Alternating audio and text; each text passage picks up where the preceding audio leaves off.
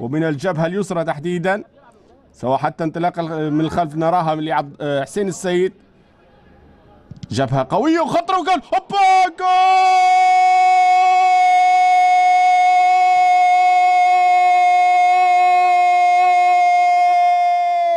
يا له من محظوظ، يا على هذه الهفوة الكبيرة اللي وقع فيها أحمد سعد الذي لم يكن سعيدا. اوه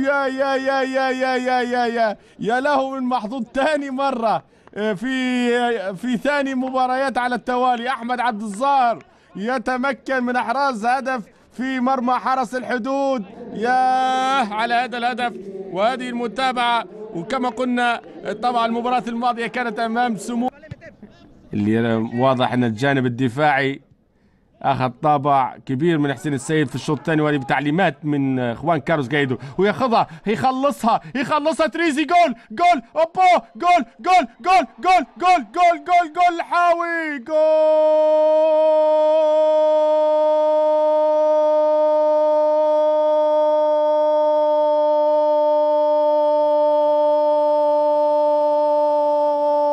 وليد سليمان يفعلها في متابعة رائعة من قبل الحاوي. شوفوا تريزي جول، تريزي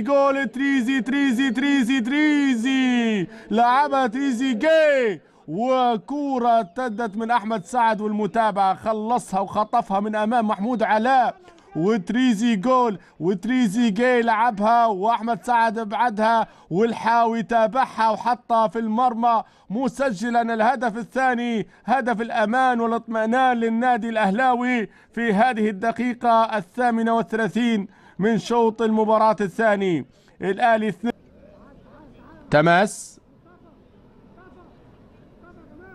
تلعب الكرة هناك، تمشي مقطوعة، الحاوي يخلصها في انطلاقة سريعة، يحولها تصل لمن؟ لتريزيجيه، وتريزيجيه جول جول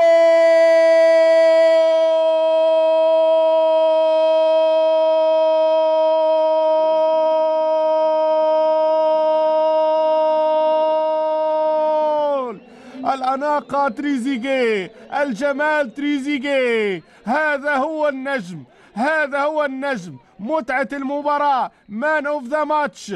تريزيجيه يختمها ختام مسك، الحقيقة ختامها ختام مسك بتريزيجيه. يا سلام، بنظرة حطها كما فعلها في المباراة سموحة، يكررها هنا في مباراة الحدود، ليتجاوز كل الحدود وينال كل الاحترام والتقدير والشكر والإبداع في هذه المباراة. وصافرة النهاية تنطلق